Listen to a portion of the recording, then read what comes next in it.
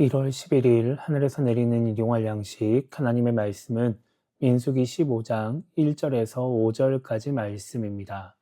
여호와께서 모세에게 말씀하여 이르시되 이스라엘 자손에게 말하여 그들에게 이르라 너희는 내가 주어 살게 할 땅에 들어가서 여호와께 화제나 번제나 서원을 갚는 제사나 낙헌제나 정한 절기제에 소나 양을 여호와께 향기롭게 드릴 때에 그러한 헌물을 드리는 자는 고운 가루 10분의 1에 기름 4분의 1 흰을 섞어 여호와께 소제로 드릴 것이며 번제나 다른 제사로 드리는 제물이 어린 양이면 전제로 포도주 4분의 1 흰을 준비할 것이요. 아멘.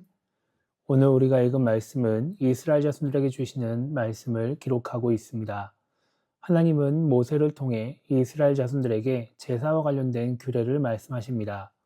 하나님은 소나 양을 드릴 때 그 제물이 어린 양이면 고운 가루 10분의 1에 기름 4분의 1 흰을 섞어서 소제로 같이 드리라고 말씀하십니다. 그리고 여기에 포도주 4분의 1 흰을 전제로 드리라고 말씀하시죠. 제물이 순양이면 고운 가루 10분의 2에 기름 3분의 1 흰을 섞어서 소제로 드리고 포도주 3분의 1 흰을 전제로 드리라고 말씀하십니다.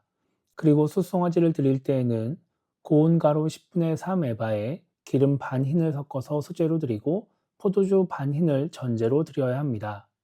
이것은 동물 한 마리를 드릴 때마다 함께 드려야 되기 때문에 동물의 마리수가 늘어날수록 소제와 전제의 양도 늘어나야 합니다.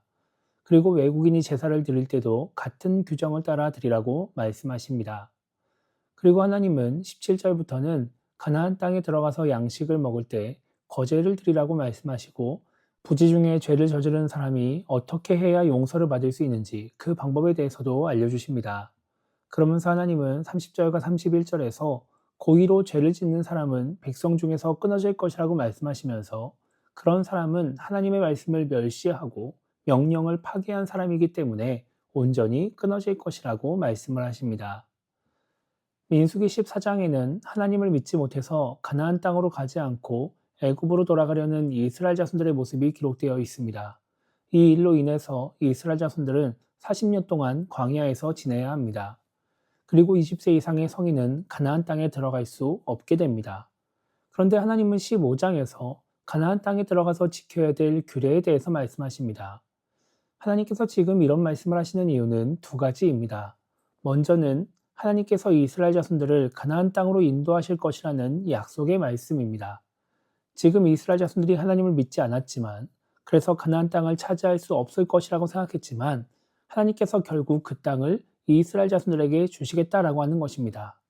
광야에서 40년을 보내야 하는 이스라엘 자손들이 계속해서 하나님을 믿지 못할까 봐 이 약속을 통해서 하나님의 의지를 보여주시는 것입니다. 그리고 하나님께서 이런 말씀을 하시는 이유는 지금 하나님을 믿지 못하는 어른들처럼 되지 않기를 바라시기 때문입니다. 앞서 말씀드린 것처럼 지금 이스라엘의 주축인 20세 이상의 성인들은 가나안 땅에 들어가지 못합니다. 그래서 하나님이 가나안 땅에 대해 하시는 그 모든 말씀이 이들에게는 그림의 떡일 뿐입니다. 하나님을 신뢰하지 않아서 하나님의 말씀에 순종하지 않아서 이들은 하나님의 은혜를 누릴 수 있는 기회를 놓쳐버린 것입니다. 그래서 이 말씀을 통해 이스라엘의 자녀들은 불신앙과 불순종의 결과를 알게 됩니다. 왜 우리 어른들이 가나안 땅에 들어가지 못하는지, 왜 이 말씀이 우리에게만 적용되는지를 알게 되는 것이죠. 그리고 자신들도 그런 일을 겪지 않으려면 하나님을 신뢰해야 하고 하나님의 말씀에 순종해야 한다는 것을 알게 될 것입니다. 이것은 지금 우리에게도 마찬가지입니다.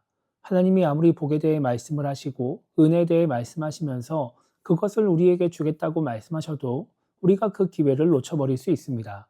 하나님의 능력을 온전히 믿지 못하면 하나님의 말씀에 순종하지 않으면 우리도 이스라엘 자손들처럼 되는 것입니다. 하나님의 약속이 내 삶 가운데 이루어지느냐 이루어지지 않느냐는 전적으로 나에게 달려있는 것이죠.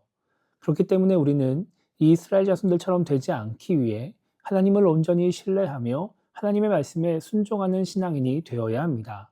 그러면 하나님의 약속이 우리의 삶 가운데 이루어지게 될 것이고 우리는 하나님의 은혜를 경험하게 될 것입니다. 그래서 오늘 하루를 시작하며 우리가 이렇게 기도했으면 좋겠습니다.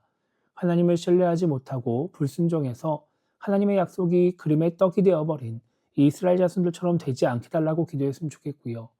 이스라엘의 자녀들처럼 하나님의 약속을 믿고 의지하며 하나님이 주시는 그 약속의 땅을 차지하는 그런 신앙인이 되게 달라고 기도하며 오늘 하루를 시작했으면 좋겠습니다. 그렇게 오늘도 하나님을 믿고 의지하며 하나님이 주시는 은혜를 경험하며 살아가는 우리 모두가 되기를 주님의 이름으로 축복합니다.